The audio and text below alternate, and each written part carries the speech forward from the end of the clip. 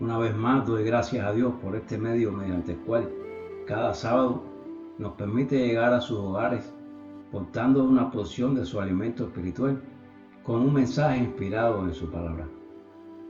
Oremos. Padre Celestial, la Escritura dice que tú estuviste con tus siervos Moisés y Josué y los usaste para sacar a tus hijos de las ataduras. Hoy, Señor, lléname con la misma gracia, unción y poder, que pueda predicar tu palabra con integridad para la liberación de aquellos que aún están bajo las ataduras del pecado. Te lo pedimos en tu glorioso nombre, en el bendito nombre de tu Hijo Jesús y de tu Santo Espíritu. Amén.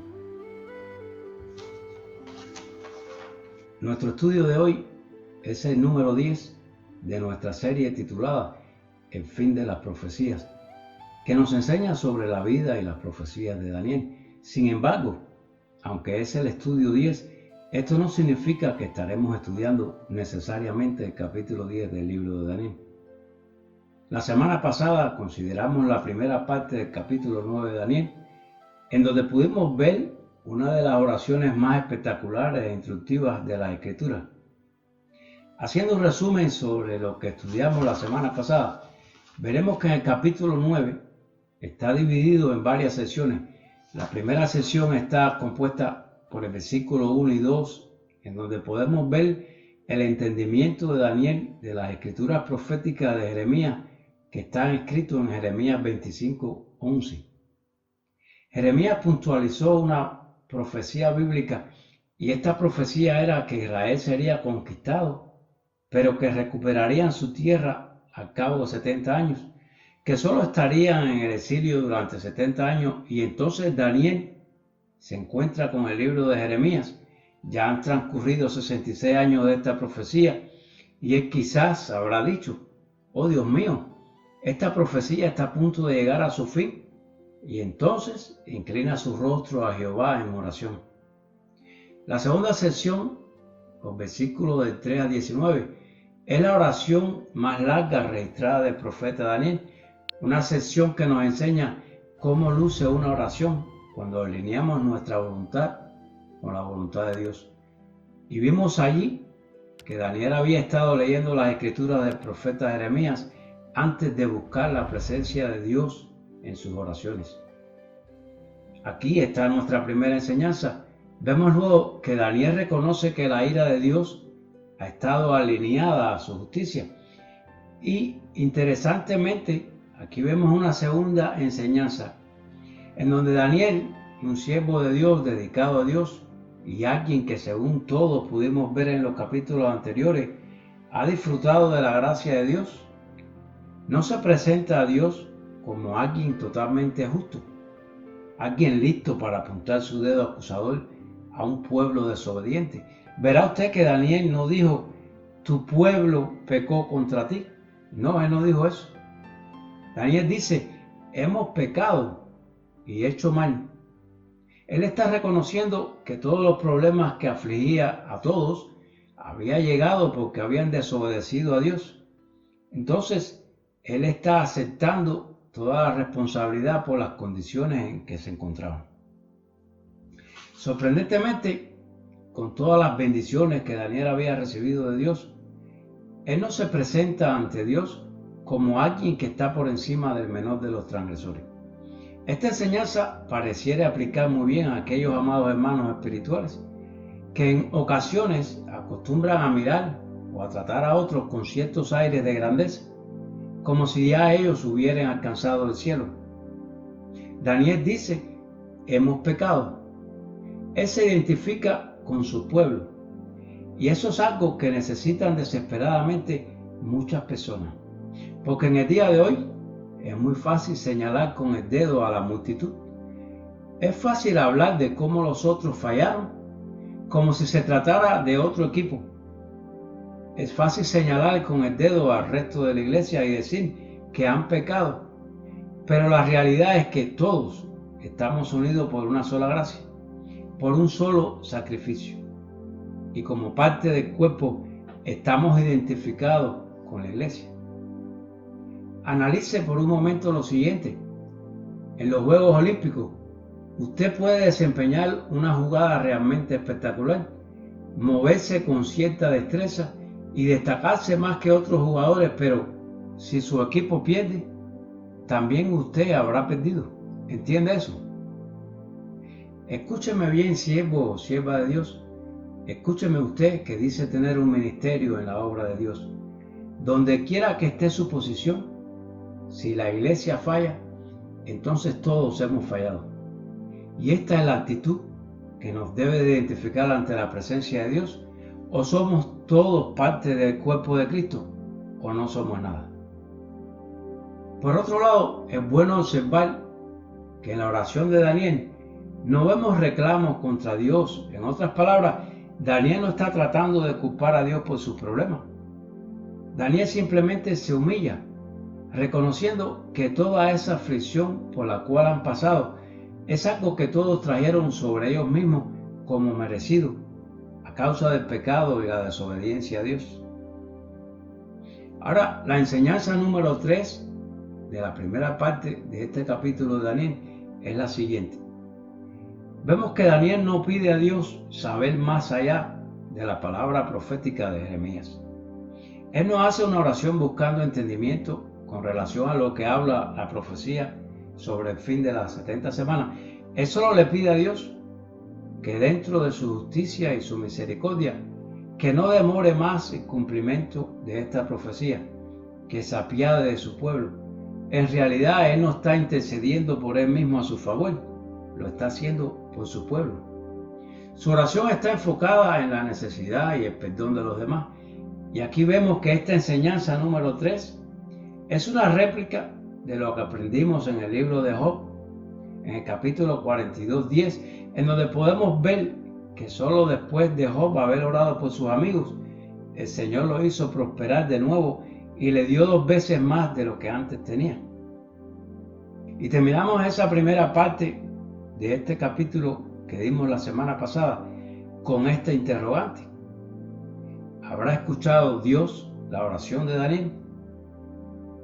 Y con ese interrogante entramos a lo que es la continuación de la segunda parte de este estudio, comenzando en el versículo 20 y leamos. Dice, aún estaba hablando y orando y confesando mi pecado y el pecado de mi pueblo Israel, y derramaba mi ruego delante de Jehová mi Dios por el monte santo de mi Dios. Aún estaba hablando en oración, cuando el varón Gabriel, a quien había visto en la visión al principio, volando con presteza, vino a mí como a la hora del sacrificio de la tarde. Y me hizo entender y habló conmigo, diciendo, Daniel, ahora he salido para darte sabiduría y entendimiento. Al principio de tu ruego fue dada la orden, y yo he venido para enseñártela, porque tú eres muy amado. Entiende pues la orden y entiende la visión.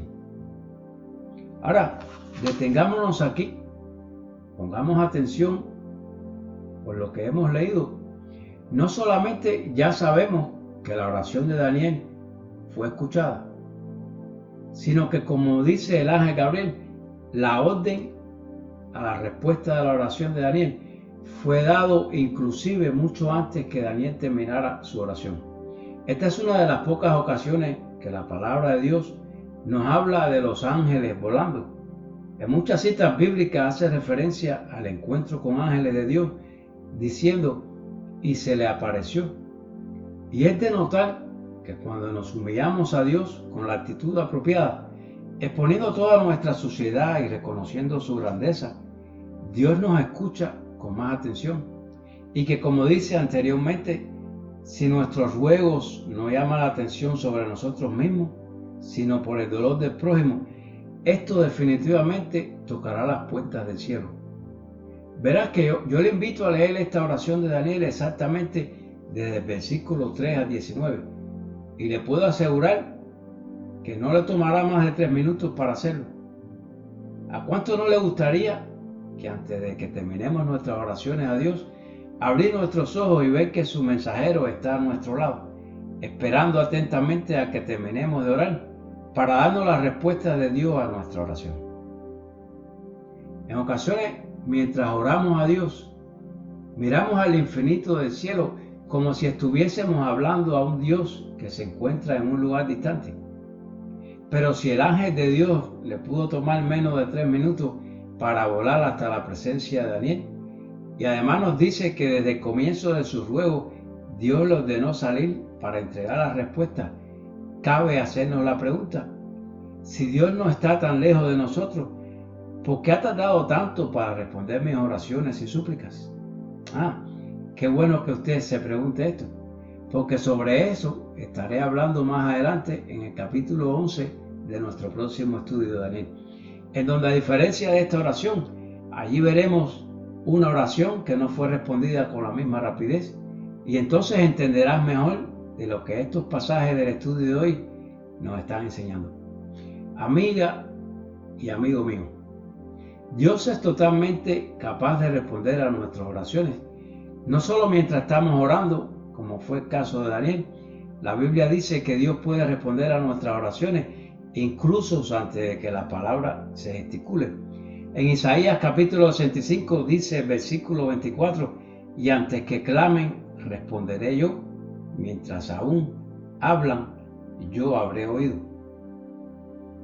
No deberíamos pensar que el cielo está distante o que sus oraciones están retrasadas, o que están en una especie de una lista de espera o algo así, que tal vez su respuesta ha de tomar más tiempo con Dios, ya que Él está atendiendo a otros casos de más prioridad. No, me atrevería a decir sin temor o a equivocarme que la razón de la demora puede ser quizás algún problema en usted, y que Dios está esperando que usted ponga su corazón en el lugar correcto, su mente y su pensamiento en la actitud correcta que esté alineada a propósito de Dios. A que tenga oídos para oír, escuche atentamente. Cuando la respuesta a nuestra oración se retrasa, le puedo asegurar que hay una razón para ello. Y 99% de ello no es porque Dios no te ha escuchado, sino porque algo que solo usted sabe le está separando de Dios y de su gracia. Veremos también aquí, además, que el ángel Gabriel responde ahora a su oración, pero no le dice: está bien, Daniel, Jehová escuchó tus ruegos y te dice que estés tranquilo, porque Él acortará la tribulación y el desespero de la vida de tu pueblo. No, esa no fue la respuesta.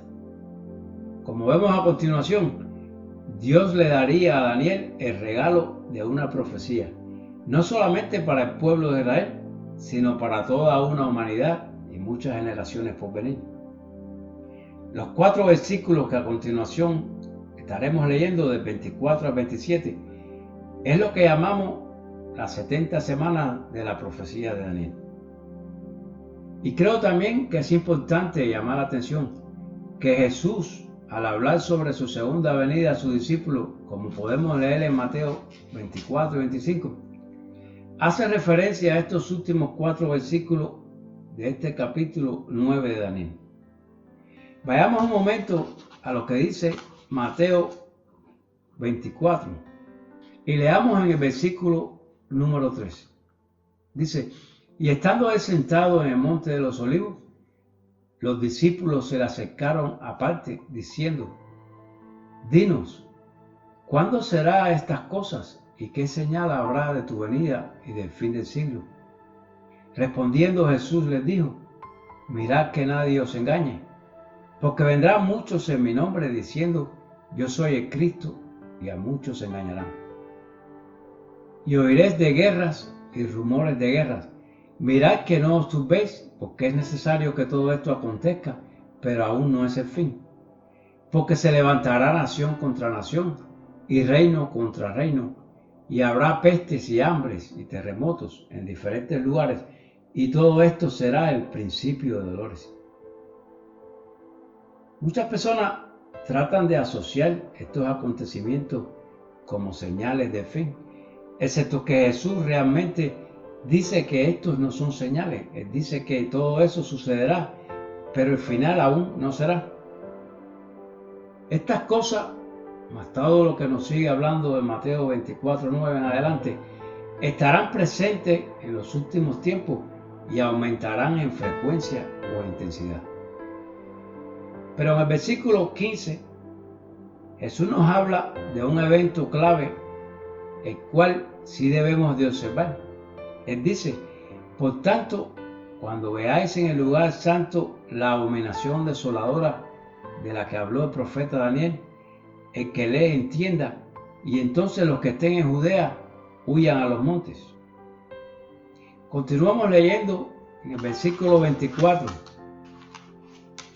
de este capítulo 9 de Daniel, en donde el ángel Gabriel dice: 70 semanas están determinadas sobre tu pueblo y sobre tu santa ciudad. Las 70 semanas estaban enfocadas sobre el pueblo de Daniel, los judíos, y su santa ciudad, Jerusalén. Y continúa diciendo: para determinar la prevaricación y poner fin al pecado y expiar la iniquidad, para traer la justicia perdurable y sellar la visión y la profecía y ungir al Santo de los Santos. El ángel Gabriel fue enviado a él para corregir a Daniel y decirle que no era exactamente verdad que el reino sería establecido al final de los años 70, de los cuales hablaba el profeta Jeremías. Él le dice: Daniel, en lugar de que termine los 70 años y el reino se establezca, 70 semanas transcurrirán antes de que el reino se establezca. Verás que la lectura superficial de este pasaje de la Escritura pudiera conducirnos a pensar que 70 semanas significa que hay 7 días en una semana. Por tanto, serían 490 días.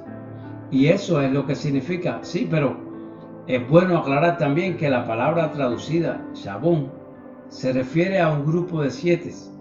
Y esto puede significar 7 de cualquier cosa. Es como la palabra de nuestros días de hoy que comúnmente usamos para hacer referencia a una docena. Verás que yo puedo decir: tráigame usted una docena, pero si en realidad no le especifico, no le estoy diciendo una docena de qué. Como dijo el teólogo Adam Clarke, los judíos tenían años sabáticos, por lo cual sus años estaban divididos en semanas de años, como en esta importante profecía de lo cual nos escribe Daniel. Cada semana contenía 7 años. Lo que el ángel Gabriel quiere decir aquí son 70 unidades de 7 años. Verá usted que Daniel estaba considerando en su oración por la conclusión de esta unidad de 70 o 490 días, lo cual estaría conectado con un periodo de 490 años que había puesto a Israel. Pero ¿qué significa este periodo de 490 años? El hecho es que el calendario hebreo se dividió no solo en 7 días, sino también en un periodo de 7 años. Y cada séptimo año era lo que se conocía como un año sabático. Y este año se convirtió en uno de los años más importantes de la historia judía. Este es el año en que Dios había ordenado al pueblo de Israel dar reposo a la tierra. Podemos encontrar más sobre este tema en el libro de Levítico, capítulo 25. Todos estamos familiarizados con la idea de un reposo de días, donde un día de los 7 es especialmente consagrado a Dios. Así, de igual manera, esto describe lo que sería un año sabático para la tierra, donde la tierra recibe descanso cada 7 años. Es interesante para todo aquel que cultiva la tierra darle un descanso a esta misma, Si usted sabe algo de agricultura, sabrá de qué les hablo. La tierra también necesita un descanso para recuperar sus fuerzas y la estructura biológica de su suelo. Dar un descanso a la tierra cada 7 años ayudaría a restaurar los nutrientes vitales al suelo, los cuales normalmente se agotarían. Esto era parte de la ley mosaica. Aunque nos abre una luz de la sabiduría y la capacidad de Dios, no solamente al habernos creado, sino de darnos el conocimiento necesario para vivir. Aunque claro, lamentablemente, todos le hemos desobedecido.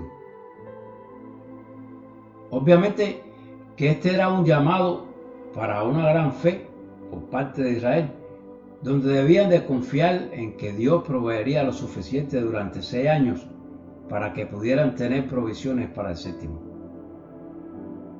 El fracaso de Israel de mantener este mandato determinaría la duración de su cautiverio.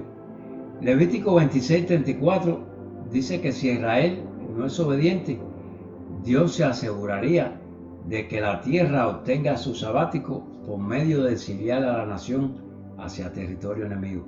Esto se cumplió en el cautiverio babilónico de Israel, que aparece en Segunda de Crónicas, capítulo 36, versículo 20 al 21. Entonces la razón por la que estas personas fueron al cautiverio es el producto de la desobediencia, que dentro de muchas cosas tampoco habían observado el año sabático. Verás que ellos no permitieron el descanso de la tierra durante 490 años. Y Dios cumplió su palabra y el pueblo de Israel terminó en el cautiverio durante 70 años para que la tierra tuviera sus sábados. Veremos entonces que con todo lo antes dicho, esa sería la forma razonable de ver estos 7, o lo que serían 70 años sabáticos en lugar de días de reposo. Continuamos leyendo en el versículo 25, donde dice: sabe pues y entiende que desde la salida de la orden para restaurar y edificar a Jerusalén hasta el Mesías príncipe, habrá 7 semanas y 62 semanas se volverá a edificar la plaza y el muro en tiempos angustiosos. Vemos que dice que desde la salida de la orden para restaurar y edificar a Jerusalén. Aquí Gabriel le revela a Daniel el punto de partida para las 70 semanas. Hubo una orden para restaurar y edificar a Jerusalén en la historia, la cual dio comienzo a este específico periodo de tiempo. La Biblia presenta 4 posibles decretos, los cuales pudieron cumplir esta descripción. 3 de ellos aparecen en el libro de Esdras y hacen mención sobre 3 decretos sobre las provisiones y el regreso del pueblo a restaurar el templo.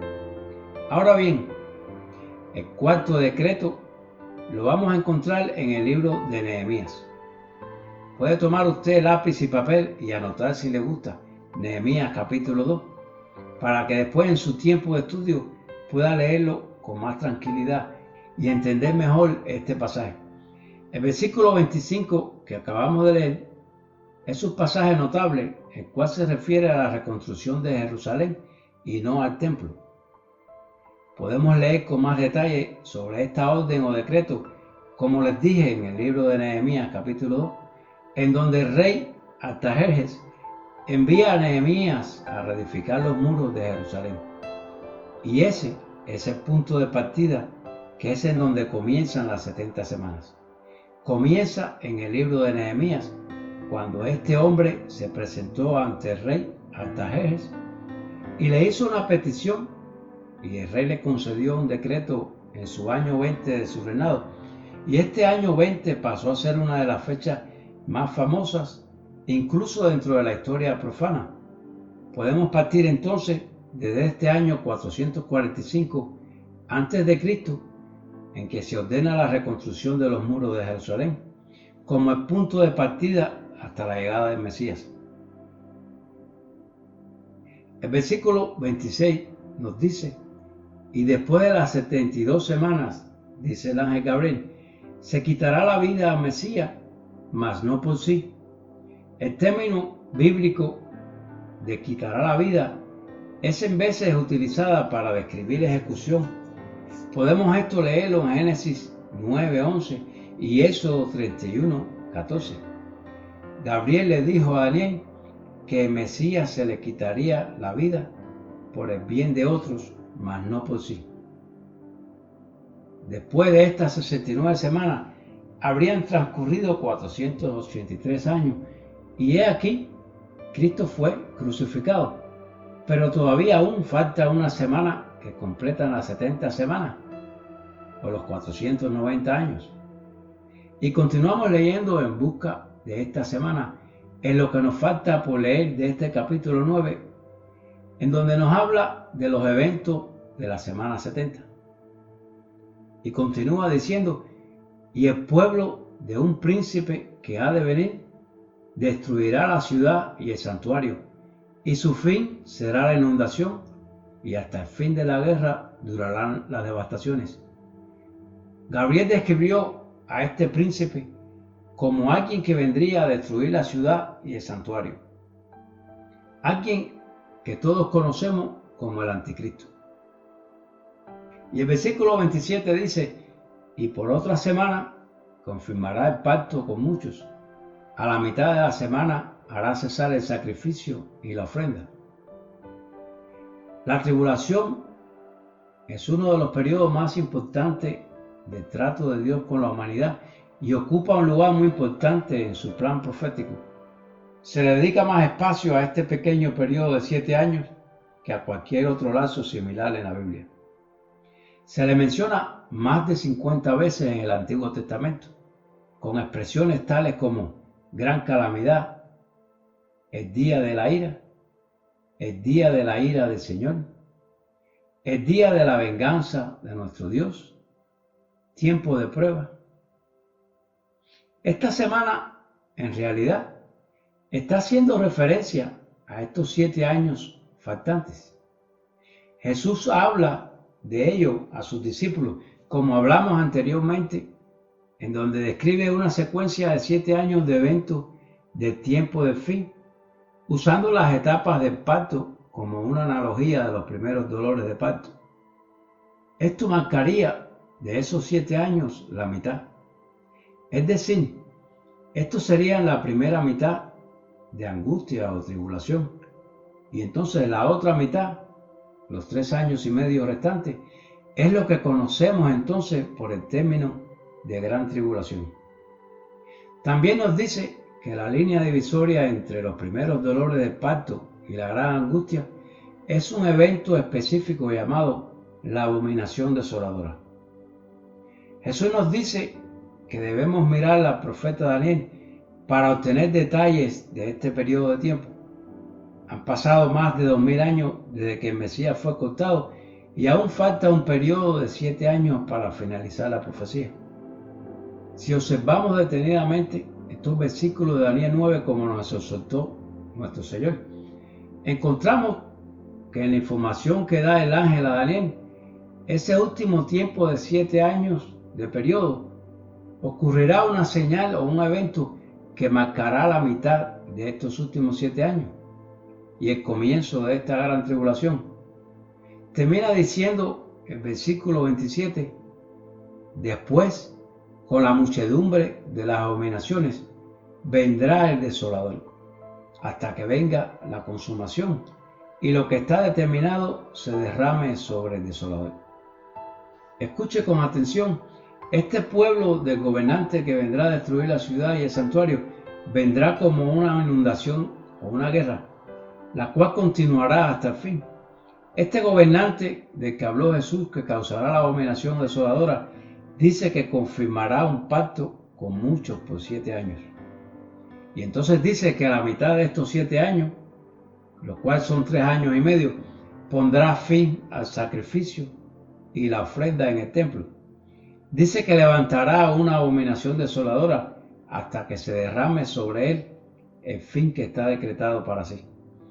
Este es el mismo hombre del que habló Jesús, que lidiará un ataque contra Jerusalén. Este es el mismo gobernante donde Pablo habla en 2 de Tesalonicenses 2, llamándolo el hombre de la iniquidad, Entonces, en resumen, debe de haber 70 conjuntos de periodo de 7 años para cumplir la profecía dada por el ángel Gabriel. Vemos que la primera parte de la profecía, que abarca el fin del cautiverio hasta el regreso de Mesías, se cumplió al pie de la letra. 69 años han transcurrido. Todavía aún falta esta última pieza de rompecabezas que todos estamos esperando. El príncipe que vendrá hará un pacto con Israel por la última unidad de 7 años, completando las 70 semanas profetizadas para el pueblo judío de Jerusalén. La profecía de las 70 semanas resume lo que sucede antes de que Jesús establezca su reino milenario y contiene una declaración acerca del propósito de Dios de que se cumplan estos eventos. Aquí en este versículo 24 que leímos nos habla de este propósito.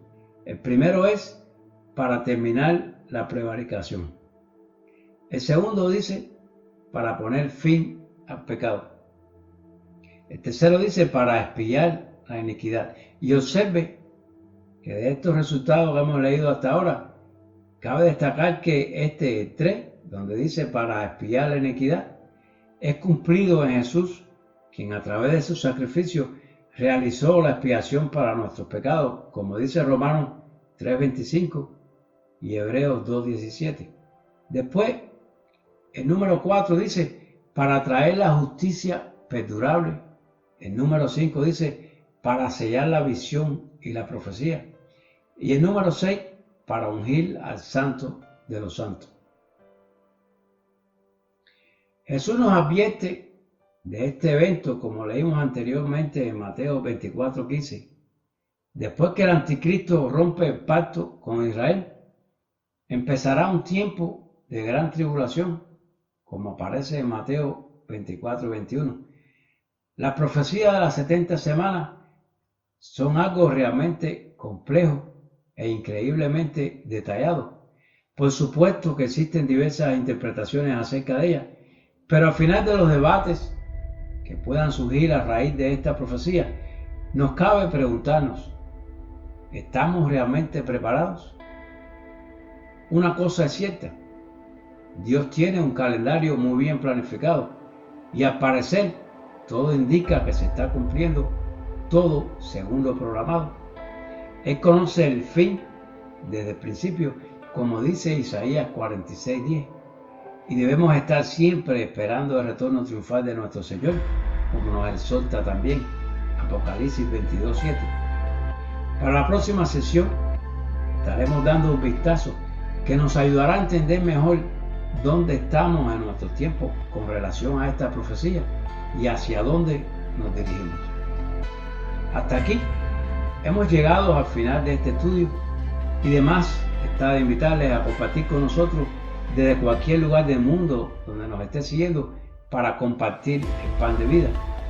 Porque recuerden, como dice la Escritura, no solo de pan vive el hombre, sino de toda palabra que sale de la boca de Dios. Oremos. Padre, te agradecemos por quien eres. Te pedimos, Señor, que a través de tu Espíritu Santo nos guíes. Ilumínanos con tu palabra para que podamos extraer de ella lo que quieres que tomemos en nuestras propias vidas. Te pedimos, Padre, que nos ayude a cada uno a crecer en gracia y en conocimiento de nuestro Señor y Salvador. Ayúdanos, Señor, a confiar más en ti y descansar en tu paz. Hemos orado, Padre, para la honra de tu nombre, en el bendito nombre de tu Hijo Jesús y de tu Santo Espíritu. Amén. Que la paz y gracia de nuestro Señor sean sobre todos ustedes.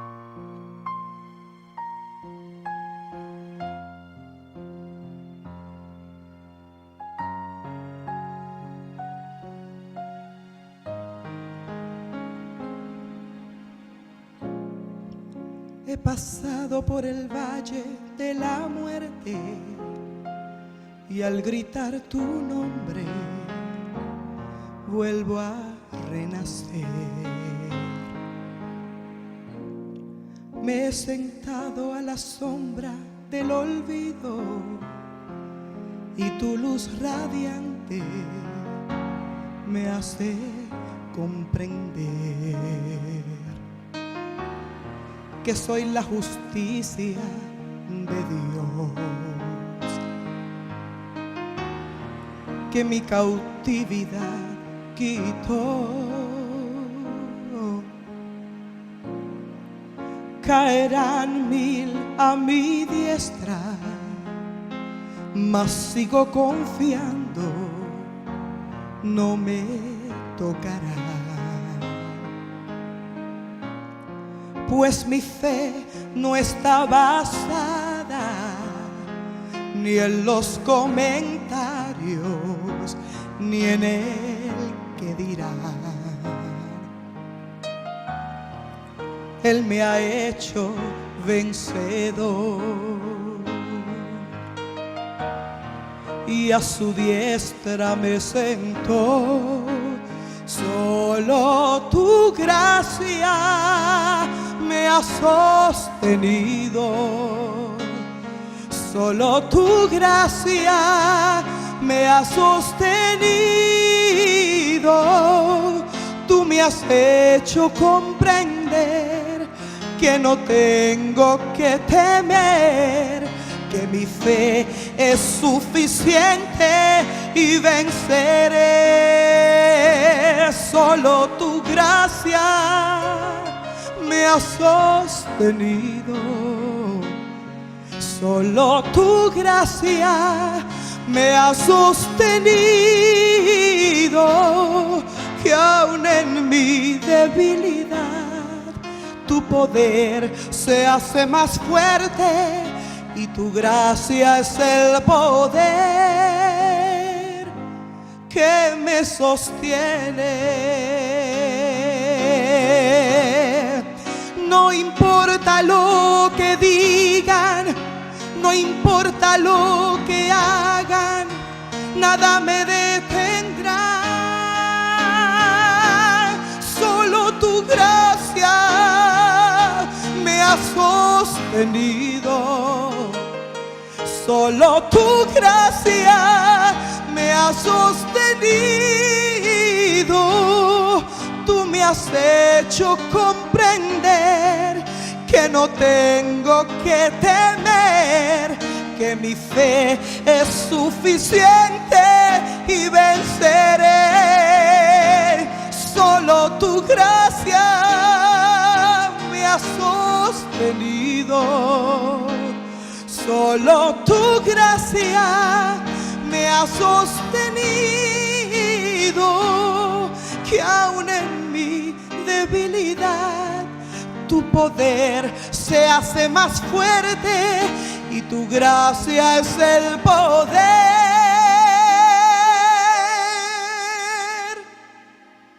que me sostiene. Oh, solo tu gracia es la que me ha sostenido, Señor. En ti confiaré, solo tu gracia, solo tu gracia.